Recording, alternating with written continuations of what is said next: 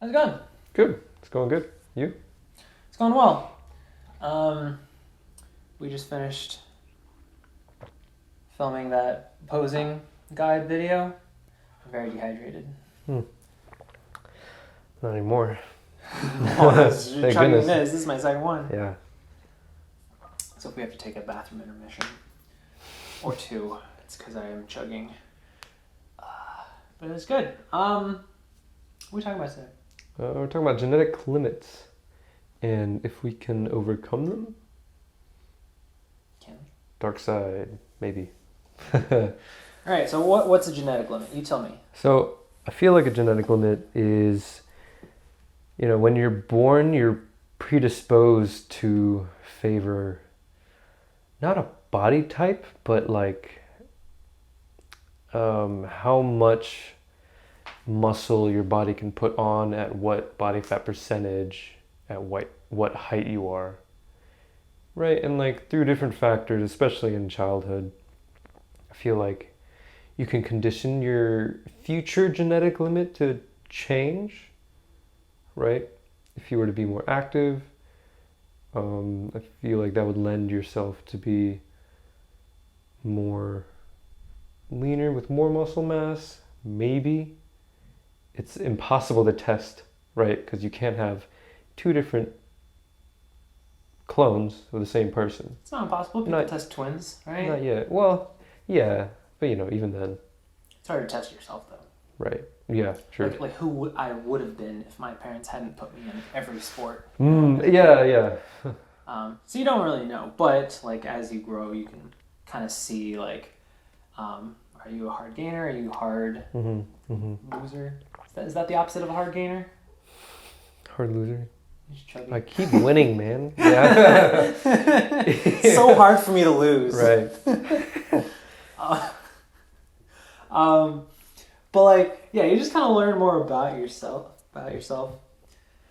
And unfortunately, that takes time. Yeah. Maybe fortunately, yeah, right. And it's just life, man. You just learn who you are. That's what life is literally about. Yeah. Like, what do you like? What do you not like? Who do you like hanging with? How do you want to spend your time? Is it hard for you to put on muscle or hard to lose fat? Just learning about yourself. Do you want to turn that light on? Oh, yeah. Yep. Oh, it's not plugged in. It's behind you.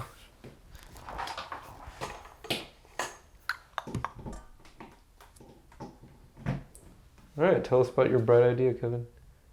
My bread. Gosh. Okay. So crypto. No. Turn it off. Yeah, genetic limit. That's so that's the idea. Yeah, so that's for a genetic predisposition, but I think like the limit more specifically is about like the top ceiling limit on like strength or on like a certain muscle size, I see, right. Oh, because it is a category. It's not just size, yeah. Yeah, so like your genetic predisposition will definitely affect your genetic limit. So like me compared to you, like I'm a hard gainer. I have like it's a lot harder for me to put on muscle. Like my genetic limit for like bench press is probably gonna be lower than yours. Also because I got bum shoulders. My brother has bum shoulders. That is probably a little genetic, or maybe he just taught me bad form. So we both had bad form. Maybe. And messed up. I mean, I got these weird orangutan arms, so my genetic limit would be lower. In that case, like a physical sense. Well, external physical sense.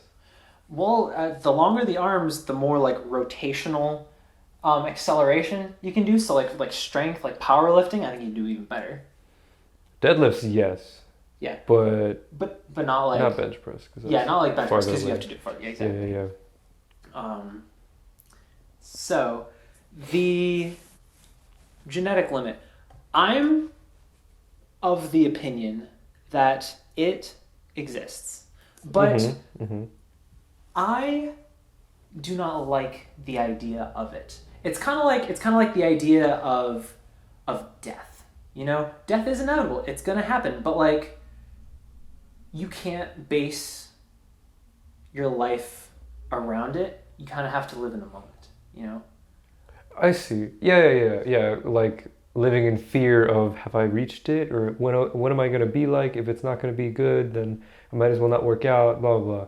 In that case, you mean? Yeah. Okay. So like Yeah. genetic limit, like sure, like because I think that it can very quickly become I'm not using the right word, but just like an excuse for oh, Mm-hmm. I'm just not genetically predispositioned to be a strong person, and then they just use that as an excuse to not work on strength. Or I like, see. oh, of course that person has broader shoulders than me. They just have wider clavicles, and yes, to an extent, sure, but there are Right. things that you can do to optically illusion Right, wider yeah. shoulders. You can get bigger delts. Mm-hmm. Work on your delts. You can get a smaller waist. If you have a smaller waist, it'll make your shoulders look broad. Work on your back, lats, taper down, anything. Yeah. So like, yes, there's a genetic limit, but I don't want it to be an excuse. Not for anyone. Yeah, no, I agree. Because it's like, it's all about optimizing what you have, Yeah. the whole fitness journey.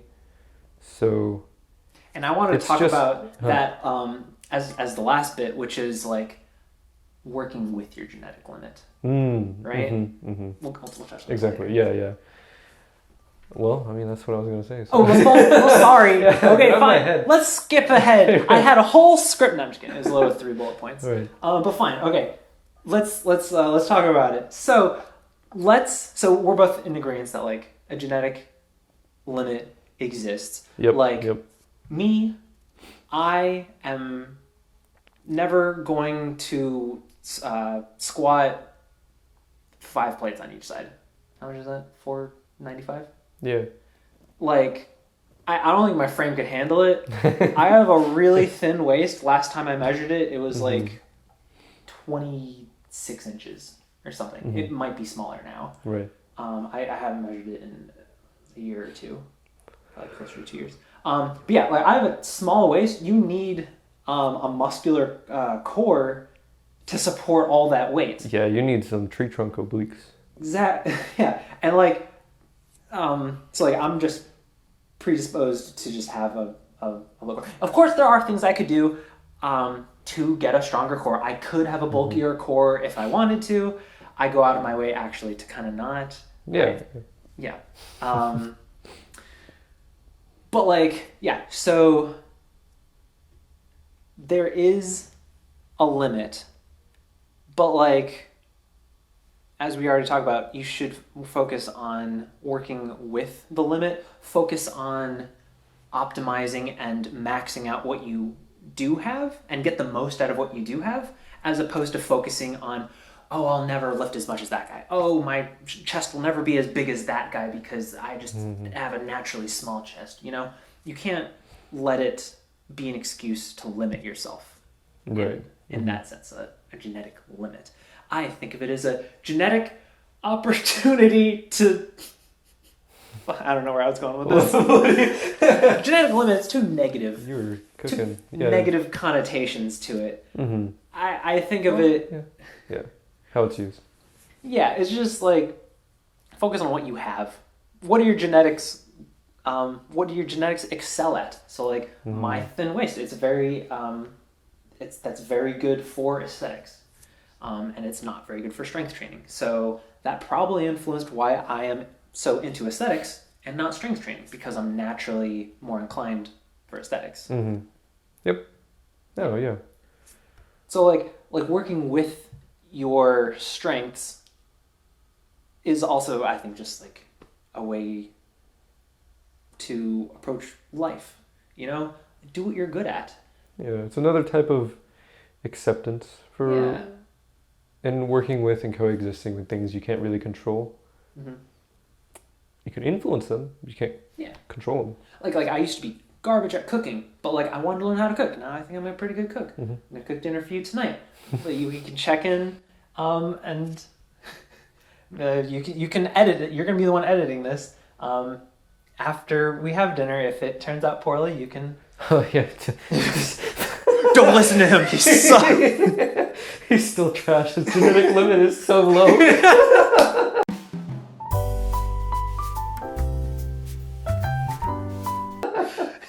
You can never overcome your genetic limit. Don't listen. Oh my gosh. No, it's gonna be good. It's gonna be good. Yeah. It's gonna be good. I'm gonna make Chef John's tikka masala. Add a link to it. I'm gonna put a link in the description. Everyone make this tikka masala. It's so good. Anyway. It's gonna be good. But yeah, just work with the talents you got. And it's like, yeah, even for something as, even if you try and influence them through childhood, like maybe, like a good example is height, right? Some people are just like elves, just so tall. And some people are like shorter. And I feel like, an example of just making it work for you is if you're going for aesthetics. Oh my gosh! Like if you get a solid physique and you're short, you look gigantic. It's so easy. Yeah. Naturally. Yeah. Or like I played a lot of basketball in high school, and I was this height. I was 5'9". So like, I was never going to be one of those guys who just stood underneath the hoop and just got rebounds. No, I had to box people out. I was a tryhard. I was getting low, getting my center of gravity low, boxing out. I was jumping as high as I could for that ball, and I was always the best rebounder on my home courts. We would just play on like the local courts, but it's because I out hustled people, and my legs were always strong, so I could jump high, and I ripped down those. So like I overcame it. Like and a lot of tall guys, they were lazy because they're complacent. They're just like, I'll let the ball come to me. Yeah. But I've had to struggle for that rebound. You learn, you overcome. And so like because I was also not very very tall, I had to learn like I had to be a good 3-point shooter. I liked 3-point shooting, so it's not really a sacrifice. But I had to learn things like pull up jump shots because like I couldn't just like be lazy with it. I had to be creative, and so I was pretty good. I played a lot. I should have been good. If I wasn't good, that'd be embarrassing because I played a lot of basketball. Like 2 hours, 3 hours, 5 days a week in high school. Just pick up. Yeah, you better be good for all that. We played basketball at one time, although we were just Well, not really. shooting. Yeah, I was loose horse. Yeah, loose horse. Yeah, it was like after an arm day. Just that reminds me of like a concept where I feel like if you were born with it, right? People that were athletic in like middle school, high school, but like naturally they didn't really have to focus on anything. They were just, I guess, lucky or gifted or something. Gifted. But yeah, and then after high school, they took that for granted. They didn't really bring it like outside to the gym or like any other like public courts or whatever. And then, their skill level, athleticism just dwindled down versus like if you grew up not naturally with that and then you had to work for it a little bit later, right, in life than the other people that might have, like peaked earlier or whatever. So I feel like the older, granted, right? Yeah, exactly, so they didn't develop that work ethic, and they didn't develop that desire. Yeah, so since it's like later in life that you had to work consciously, super consciously to develop that ethic and those habits, it'll be almost exponentially longer in your life versus their life. Yeah. So which is why it's like, oh, I was not active or I didn't start then, but I feel like it's good that I started now for some good healthy habits that I don't take for granted now, or I try not to, Older and wiser. That's it. Which also is like, it's good to practice gratitude on some physical things as well, so you're not taking for granted other things that you might have overpassed while you're focused on your shortcomings or something, yeah. Practice gratitude and just don't take those things for granted. Yeah. Exactly, which is why like talented kids like it's important to teach them work ethic on top of it, because if it's just handed to them like, oh, you're so great, Right. they're just like, gosh. oh, I'm so great without trying, because then you become like me. Like I never studied middle school, high school, straight A's. Got into the University of Florida, good school.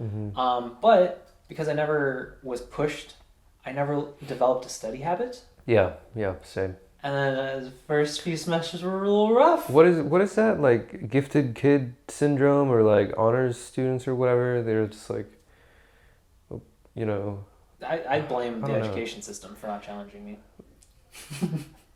Easy, put the blame elsewhere. I mean, you were a kid. Like, what were you supposed to do? You know, what did you know? Right. Exactly. Like I was told to study, but I was like, I'm getting A's without studying. I know, Why would right? Yeah, study? I'm falling asleep in my classes, but I'm passing them, like straight A's. So what? I wish someone had just like taken me by the shoulders and be like, I know, but just study. Learn to study, because studying is a skill. Habits. Yep. Study now when it's easy, so that you have the skill when it's hard and you actually need it. Don't develop the study habit when it's already hard. Yeah, because college that was a little bit of a wake-up call for me about studying and learning how to study. How does one study? Yeah, well, different methods for different people, so we're not going to tell anyone how to study, but you can get in different habits. I'll probably make a video in the future yeah. about how to study, because I'm actually very opinionated, and I'm all about like making things more efficient. Here, I'll name off a few quick ones. Try to be in a quiet environment, focused. When you sit down to study, commit to studying. Don't be on your phone. Yeah. Don't be watching podcasts. Don't Like be off to the podcasts. side. Yeah, don't be watching streamers.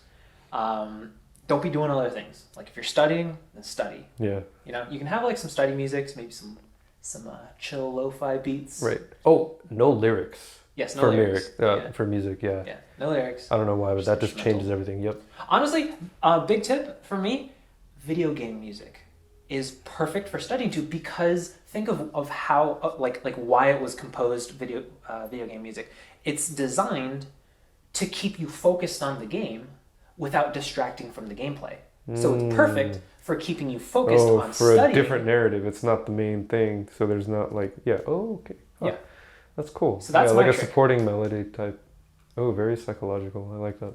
Yeah. So like if I'm ever trying to like That's good. Yeah. Holy shit. do some work, I video just got game reminded of a bunch of people that do that exact same thing, and I was like, now I get it. And added bonus, I like to do nostalgic music, so a lot of maybe like Pokemon, lo-fi, because the nostalgia just makes me like feel happier, and then Oh yes. it makes me happier. Yeah. while I'm doing Another point. Yeah. If you're not in a good mood or a pleasant mood, you will not retain anything. Yeah. You will. Oh my gosh! Like it's so important to be in a pleasant mood, which is why music is so important. It's so powerful for that. But Well, it's also when you're in a bad mood, that means that you're not present. Yeah. You're thinking about that other thing. yeah, a whole host of different things. But yeah, that's also important. So try to really try just be happy, man. Yeah, I know easier said than done, but Be at peace. yeah, just the whole setting thing is also important. What you were saying with the reasons. It's all lending yourself to be able to intake information. Because when you're a rock, you're not a sponge. I like that. I haven't heard that before. I just made that up. Oh, I like that. Yeah. Oh, I might write that down. I like that. I don't know. I could make a good T-shirt. Right. Yeah. We should trademark that. And then the last tip. I'm sure I can think of more, but like the last main one is just study ahead of time. Like you can't do it last night because you need time. You need sleep, quality of sleep, and ideally multiple nights of sleep, because that's when short-term memory becomes long-term memory. So that you can actually retain it. Multiple nights of sleep in between the study versus application. Yeah. Okay. So like if you study the night before, you only have one night to study on. It's probably only one night to sleep before the test, and it's probably not going to be very quality sleep because you're probably going to go to bed late. Yeah. Stressed. And yeah, so none of that short-term memory is going to get committed to long-term memory, so that's why like you're not going to remember it for the exam. Mm-hmm. So study ahead of time. You're going to enjoy it more because you're not as stressed. You'll actually retain it, bite-sized chunks. Study daily, just like 30 minutes. Yeah, and like You know? it's good to micro review what you studied before, or even micro review what you're going to study later. You know, get the structure, basics, or whatever. Just read the outline. Like, okay, cool. So you can prepare your body or your mind to study on it later. Just like reviewing the syllabus before you actually take the lecture or the class. It's just kind of like preparing for it. Mm-hmm. Hello. What's up, you little demon? I should be nice. Oh, she's rubbing up on you. If you try to pet her, she's gonna run though. Yeah, my hands are up here.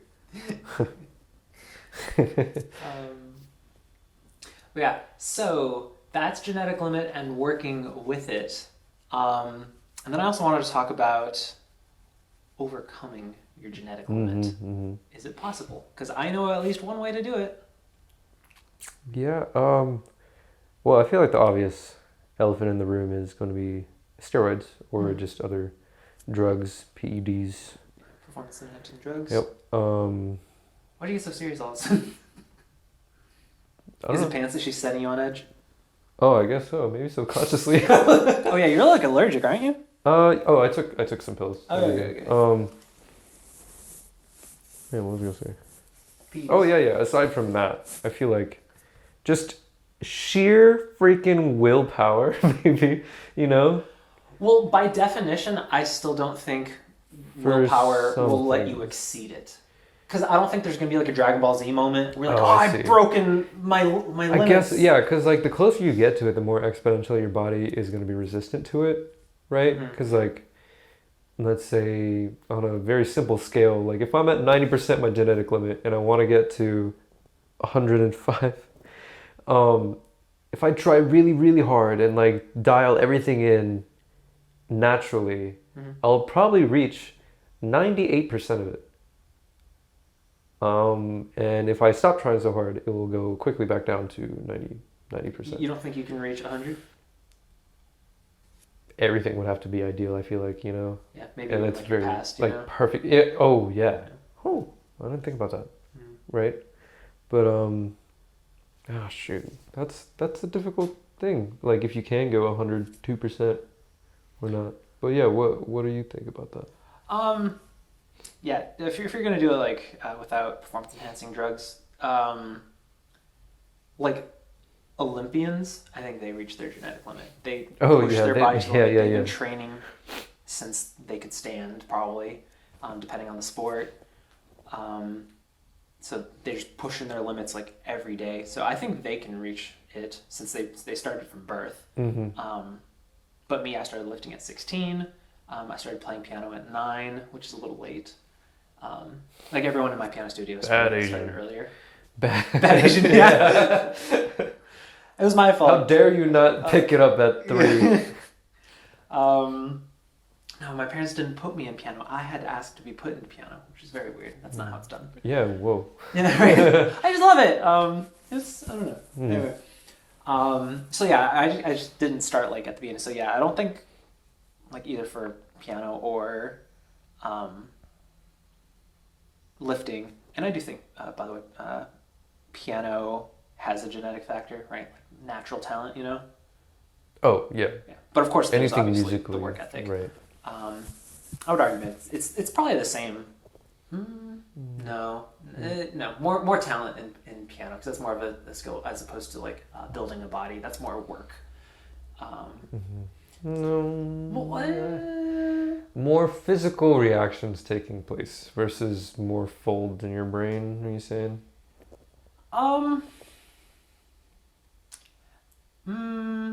Well, I'm talking about like the difference between. Actually, what am I talking about? It's hard. Maybe it's just apples and oranges. I don't know. Sure, yeah. I'll take that. Which I hate the expression because you can totally compare apples to oranges. They're both fruit. See, they're both sweet. We're they're high in avoiding the vitamin rabbit C. hole. That's the whole point of saying that thing. Yeah. Yeah, so you could compare it. Anyway, let's move on. Could I achieve my genetic limit in terms of like aesthetics? I get close. I get pretty damn close. Definitely in the 90s. Especially because I started at 16. I was pretty serious since 16. But yes, like talking like definitionally, performance enhancing drugs are the only way to break your genetic limit, because then it's no longer your genetic limit. Unnatural. Yeah. Because genetic limit is your natural limit. So, and this is why I want to segue into like working with your genetic limit, which is like, it's not, in our shared opinion, I'm sure, worth trying to get past your genetic limit. Because the only way to do it is to do it unhealthily with PEDs. Don't do that. Don't do PEDs. I'm gonna do a video on it at some point later. So you have to use PEDs, but also my own personal philosophy with life is you want to go with life's flow as much as you can. You know, the less resistance, the better. And if you're going against your genetic limit, or like your genetic predispositions, it's only going to make things harder. So like, I could have become like really strong, and I could have, I don't know, maybe set some records, and like massive bench press form, but like my frame isn't really, it doesn't lend itself to it as much as aesthetics. So like, and also you also got to base it on certain things like what will give you fulfillment, what do you enjoy doing, you know? So like, why would I go against my genetic limit if I don't really care about being strong? I've never cared about being very strong, not really, just because like there's always bigger fish. Someone can lift more, right? That's one reason why I don't really care about strength. But also, like, I'm very form-oriented. I like to do things the proper way, whether it's, like, cleaning dishes or, like, I'm very efficient with how I drive with, I never, like, step on the gas a lot. I never excessively use the brakes. I use the brakes literally as least as I can. If I can just lift my foot off the gas to naturally decelerate, I will do it because that naturally saves gas. That's efficient. Me too. Right. Good. Yeah. It's efficient. It also probably saves wear on your car. Oh, the brake pads for sure. Yeah. Yeah. It's also probably like good on your neck if you jam your brakes all the time. No, it's a passive workout. Oh no, you're missing the workout. That's not being efficient. No. Maybe I haven't been exposed to the intricacies of like strength training and like micro changing your form for like bench press and like things like that. Maybe there are. I'm sure there's things to optimize that would appeal to me, but like I've never been like lift heavy thing. Right. Pick it back. I don't know. I've always liked like how does the pectorals interact with the front deltoids and the tricep? How do they interact? What's the proper proportion? Like how much should I engage the chest? How much should I engage the tricep? How much should I engage the delts? I have come to the conclusion of about 70% chest on chest press, about 20% tricep, and about 10% delts. I don't know if other people would agree. It probably changes person to person, but I like to think about that. I find it interesting. Like, should I squeeze at the top? Should I focus on pressing through? Should I focus on acceleration? Should I hold it at the top? Should I hold it at the bottom? Should I hold it in the middle? Like, I like these little things, and they have a different effect on your aesthetics. They work on a different thing. It'll work on the outside. It'll work on the inside. It will work on the volume. Like, I like these things, and I like that there's a palpable, like, visual, because I'm a very visual person, there's a visual thing that is changing with my progress. I can see what works and what doesn't by looking at my physique. Oh, hey, my chest looks wider. All right, this thing that I've been working on for the past few weeks must be working, or whatever. So that really stimulates and you can even tell how I've just changed talking. That stimulates my brain. I find that exciting. So I should do the thing that I enjoy. Like, I'm naturally inclined to doing that, so that's why I like aesthetics, as opposed to, again, something that doesn't light up my brain as much, going for strength. So, like, go with your genetic predisposition, go with your natural inclination, do what makes you happy is a simplified way of doing that. But what if your natural inclination is to not work out? That's Because we love to be comfortable. well, the way I phrased it was do what makes you happy. If you're not doing anything, you're not doing anything. That's I'm laying on my inactivity. couch. No, that's not doing anything. I can see you being devil's advocate. Okay. But okay, fine. Right. I will humor you. It depends on what you find important. I think it's important to grow. I think that if you do not have a desire to be better than you were yesterday, you'll stagnate and eventually decline. Like you see that a lot with people who've retired, with older people. If they don't stay active, if they don't keep doing things they enjoy, their body and mind rapidly deteriorate. You need things to keep growing. That's why they say after you retire, you got to keep learning. Never stop learning. Never stop doing things. And it's just the most apparent at that age, but it's the same for any age. Like if we just lay on the couch, if we stop lifting, if we stop learning, our mind will start to slip.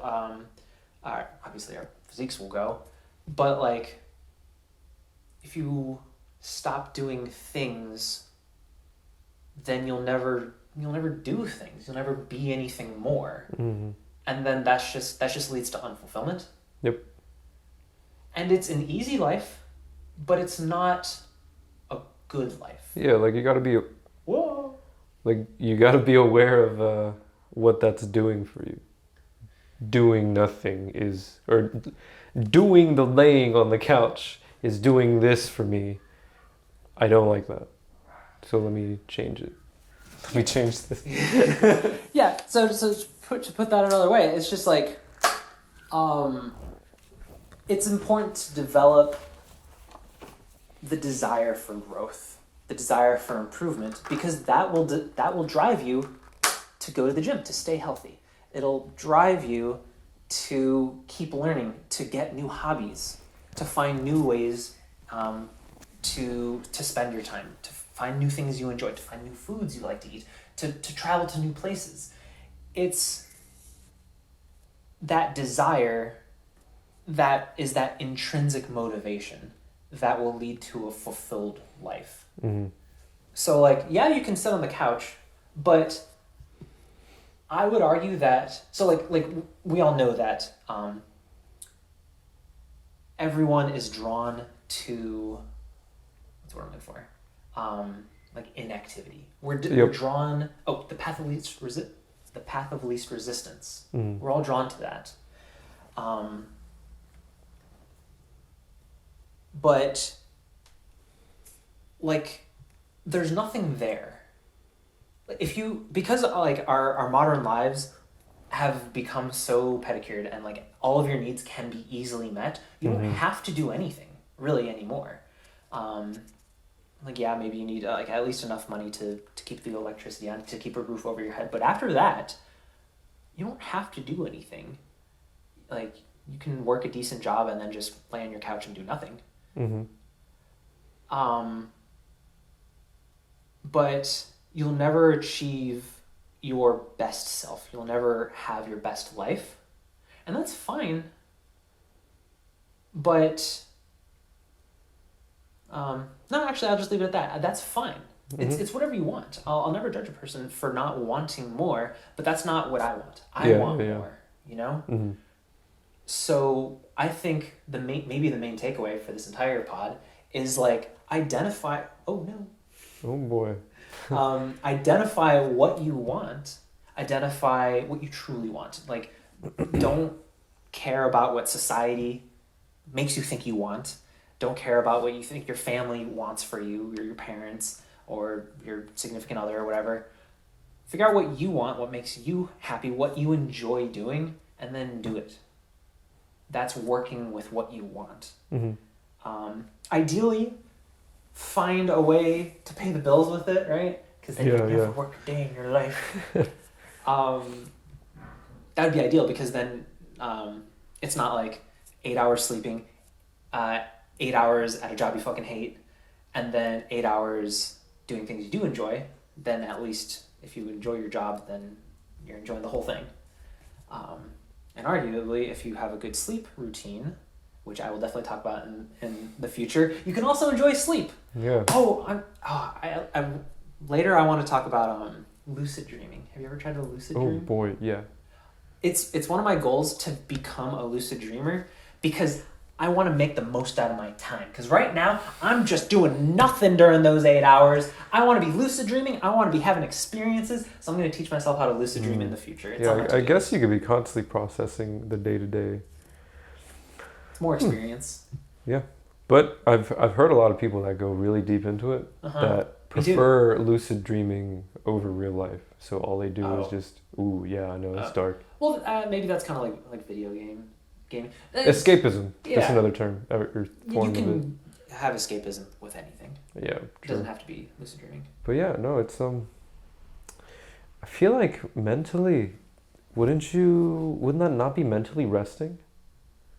Wouldn't that just drain you even further? I gotta do more research, man. I don't know. Oh, true. Good answer. Yeah, I feel like it's very underrated. It's like if you don't know something, just say you don't know. Yeah, like any of my clients, if they ask me some absurd question that I don't know, or just any question that I don't know, Give me an example. I'm like, something I don't know. I'm putting you on the spot. I'm sorry. Yeah, dude. Fuck, I don't know. Like I don't know what I don't know. But anyway, like, yeah, I'm like, oh, I don't know, but let me do some research and I'll get back to you. Just kidding, I know everything. Yeah, like I'll get back to you. Like I think I know the answer, but I'll just double check. Instead of just lying to their pull faces. out one of these books or something. Yeah. Wouldn't it just be exhausting for you to lucid dream and also be awake your awake hours? Because you'd be conscious theoretically the whole time. Wouldn't that just make you go insane? I don't know. Won't know until we try. Okay. That's fine. Yeah.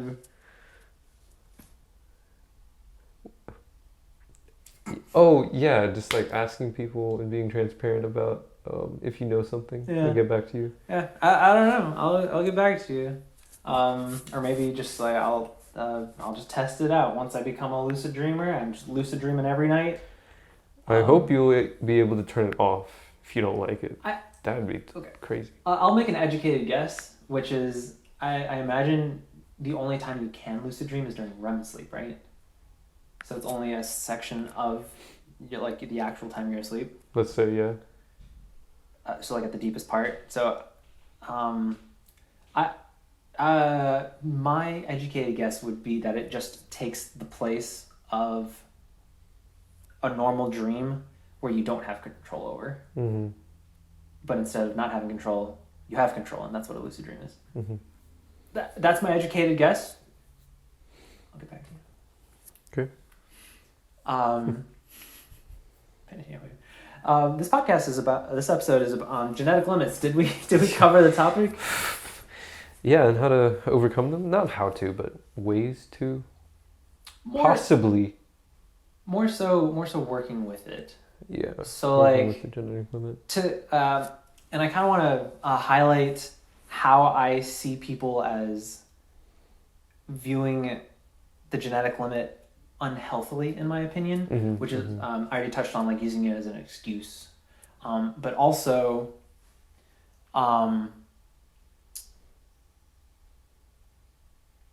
it's like I just don't like mindsets of limitations in general.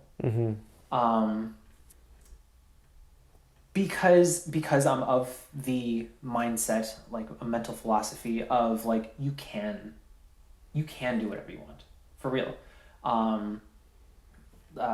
Like that comes of course from my stemming of like I had depression. If I didn't believe that I could change my life, and like if I believed that the rest of my life was just going to be depression and suicidalness, I would have just been done. I would have just like checked out. Right. But I changed my mind and I was like, no, I can change. I can be better. I can be happy. So yeah, I believe that's my core. You can do whatever you want. I wanted to learn to cook. Again, we'll hopefully see that I can cook later. I want to learn to cook. I think I'm a good cook. I wanted to learn to sing. Famously, in my family, I was a horrible singer as a child. Not famously. Oh no. Oh yes, my mom loves to talk about it because I took piano lessons when I was 9, and I would ask my teacher. Her name was Miss Janice. That's what I taught.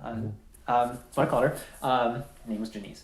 So I called her Miss Janice, and I would be like, "Hey, can I sing while playing this song? It has lyrics. Can I can play it? Can I sing along with it?" And my mom would always like sit on the couch while I'm there, and like they would just like give each other a look. Miss Janice and my mom. They're like, "I guess, Kevin," and then I would sing horribly. And my mom was never very nurturing. She'd be like, "Kevin, you suck." No, she wouldn't say like that. Yeah. But like, I mean, they have their ways. Like, wouldn't be very helpful. But like, son, are you really cutting? Are you? you're just basically just like maybe singing isn't for you was kind of the implication. But I always wanted to. I enjoyed it, even though it was terrible. And so, literally this past Sunday at the church that I play piano for, I sang a solo. Holy cow! I played piano and I sang a solo during communion. So like the choir was receiving communion, so they couldn't help me sing. They weren't on stage. Let's see. Now's my chance. They can't stop me. So like I could have done just like something instrumental, like I normally do, but I want to take the opportunity and try singing. It's a little something extra. And I practiced for a week, and I sang, and everyone said that it was good, and it went well. Nice. So much so that I'm actually going to sing again this coming Sunday. Hey. Nice. A solo. So not during communion. Usually we just like in the middle of mass we just have just like a really kick-ass song that like we practiced for like a few weeks. Yeah. But I didn't plan for like a kick-ass song for this Sunday. Uh-huh. So I was just like, all right, I'll just do it myself. So I'm gonna sing and play a song, and it should go well. Mm. Point being, kick-ass song. I love when shit gets lit in church. It's like a song with more effort. Oh yeah. So I went from a famously poor singer to now a person that can sing in a public setting and be paid for it. So I must be decent. That's good, yeah. Because like if I was bad, someone would have been like, "Kevin, we pay you to play piano. Let's keep it that way." Like, stay in your lane. Yeah, but no one said that. Everyone was very encouraging. Yeah, awesome. Everyone was like, "Kevin, do that." And I jokingly was like, "Oh, so I'm allowed to do this again?" And they're like, "Yeah." And I was like, "Yeah." Oh, nice. So yes, so you can change is my point. There's some other things in my life where I'd like to be better at, like dancing. I've always been a poor dancer my entire life. I'm still bad. I'll get around to it eventually. I'll be a good singer. But like, you can change. So like, even if I was like, "Oh, I'm predisposed, my genetic limit, I'm just a bad natural dancer," even though like I'm a musician and I have a sense of rhythm, these feet just don't coordinate. It's so ironic because you're like form, blah blah blah. Yeah, no, I get that. Well, actually, it's because dancing is all about feel, and I'm all about the theory of it. So in theory, I know how to dance. You just move to the beat. But when I get to the dance floor, it just doesn't happen. So I don't know. I'm working on it. So I could have been like, "Oh, I'm just naturally not a good dancer." Nah, I'm just work on it. Stuff you can work on. I'm not good at it now. There are amazing like 5-6-year-old singers, right? Comparisons is thief of joy here, especially with those type of talent genetic limits. No, you can become really good in actually a surprising short amount of time on singing, dancing, blah blah blah blah blah. Yeah. You just gotta have an open mind. You gotta practice and like seek good advice, and then like keep an open mind and like actually do it. Don't have the ego of like I can figure it out on my own.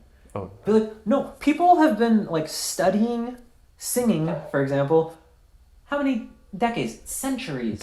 Yeah, right? Yeah. people have been studying this. Like use the knowledge that have been passed down through the ages and learn.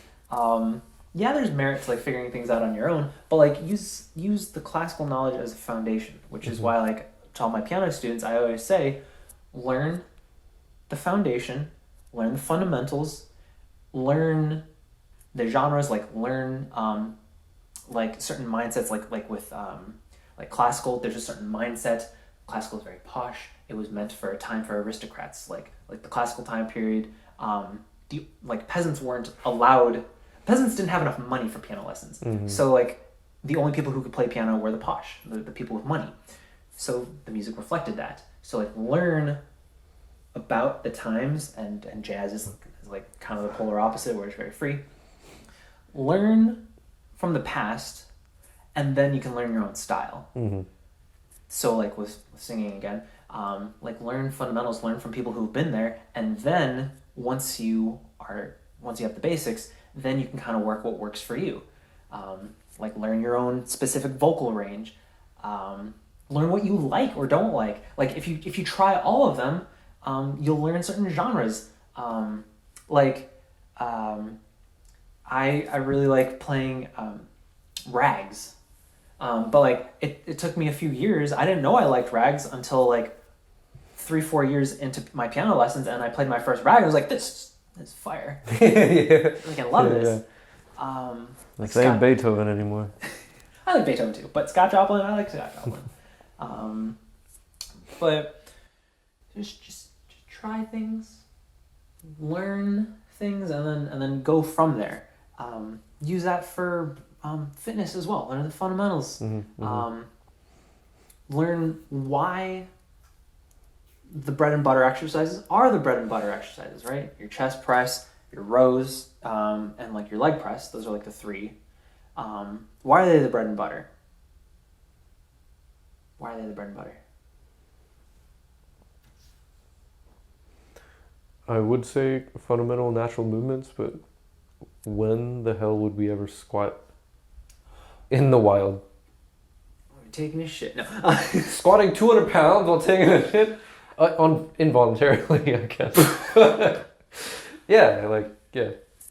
Well, I would argue that they're the three basic movements: push, pull, and leg press. So like, sprinting, walking upstairs. Walking is micro pushes.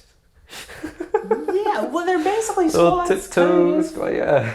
Well, like lunges. Lunges are like the extreme version of walking. I've stopped walking because it's suboptimal. I just lunge everywhere. Okay. Right, I gotta say. Gosh. Now you gotta rest too. You lunge in the gym. You relax outside the gym. Handstand, walk around everywhere.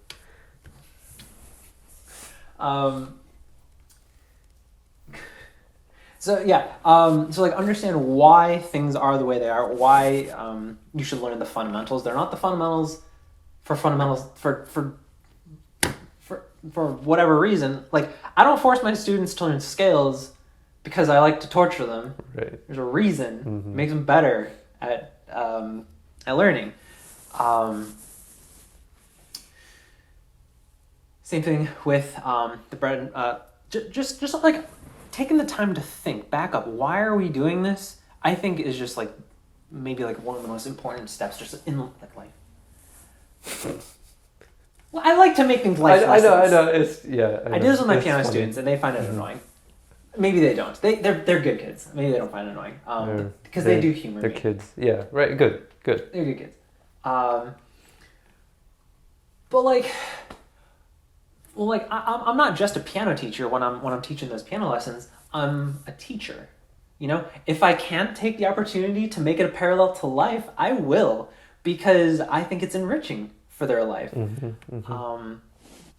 Like, why not take the extra opportunity to teach more? You know, I could just teach piano, just stay that, but like, piano is connected to real life. You know, like I've even with some of my older students now. I have one student who just started college, We've been talking about stress management. Hmm. He's very stressed because he's in college. We've been talking about stress management because it applies to piano. If you're overly stressed and you're overthinking every little thing, you're not going to play very well. So like we've been talking about like meditation even, which he won't meditate. It's kind of like some students you can't force to practice, you know? Like, Yeah. please practice 30 minutes every day. And they're like, yeah. And I'm like to him, I'm like, please meditate 10 minutes a day. He's like, hasn't meditated. It's fine.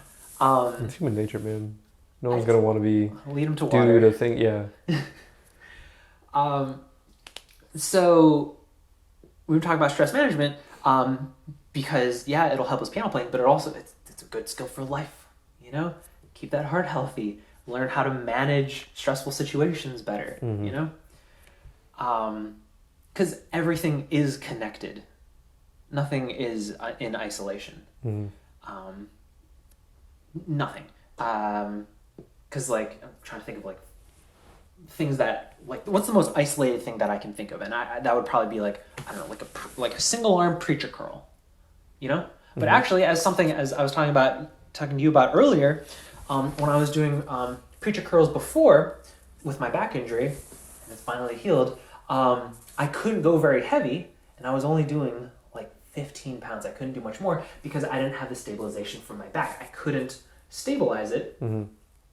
But now that my back is finally better, it's been like 9 months, man, of rehabbing it. Like slow, controlled motion, like intensity, like 4 out of 10 intensity for like 9 months, and I'm finally like so happy. Anyway, but yeah, today I got up to what 55 pounds on the preacher curl, the single arm, because I was able to stabilize and I was even able to generate a little bit of motion, a little bit of cheating.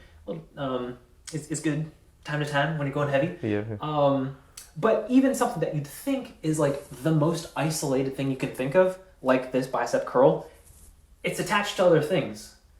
Like it's literally connected to other things, and nothing is in isolation. Mm-hmm. So don't treat anything like it is in isolation. Like even cooking skills. Let's try to think of some things that affect what things outside the kitchen would improve your cooking skills. Knowledge, buying a cookbook. Oh, yeah. So like maybe being a type of person fostering the mindset of a growth mindset, being open to new things, trying new things would make you more open to new recipes, trying new recipes, and that'll improve your cooking ability if you try more things. If you are very career oriented and you push for better and better jobs and you keep getting pay increases, you're going to be able to afford better equipment, better knives, a better set of sharper, better knives is going to improve your dicing skills in the kitchen. It's also going to be safer. Also, if you have more money, you can afford to eat healthier food because healthy food is more expensive than unhealthy food. It's one of the ways they get you. And so like having a stronger source of income can even help your gym gains, you know? Like nothing is in isolation. Everything is connected. You cannot think of something that is not connected. Yeah. So, yes. Okay. Did we hit everything? I think so. Okay. Perfect. All right. Then it was good talking with you. As always. I look forward to dinner. Oh yeah. With the wifeys. Yeah, the wifeys. What are they doing right now? They're out shopping? I have no clue. Oh, I think they're at a coffee shop. Yeah. Well, for this long? Well, maybe. They're working on stuff. I have a snap. I'll check that later. Yeah, I have a bunch. But okay, good talking to you. We'll talk soon. Sounds good. Cool.